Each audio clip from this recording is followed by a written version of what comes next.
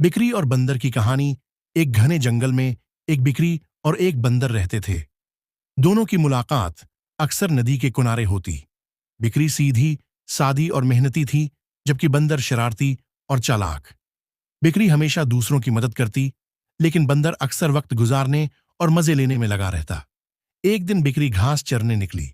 उसने देखा कि नदी का पानी बहुत तेज बह रहा है और दूसरे जानवर किनारे पर खड़े डरे हुए हैं।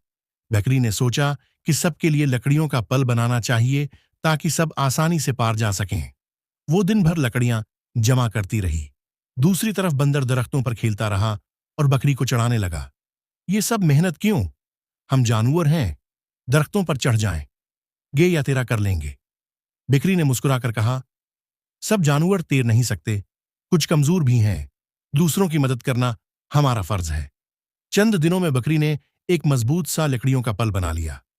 जब बारिश के बाद नदी में तगयानी आई, तो सारे जानवर पल के जरिए आराम से दूसरी तरफ चले गए। बंदर भी खौफजदा होकर बिकरी के साथ पल पार करने लगा।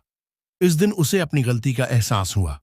उसने बकरी से कहा, मैं हमेशा मजाक करता रहा, लेकिन आज तुम्हारी मेहनत ने सबकी जान बचाई।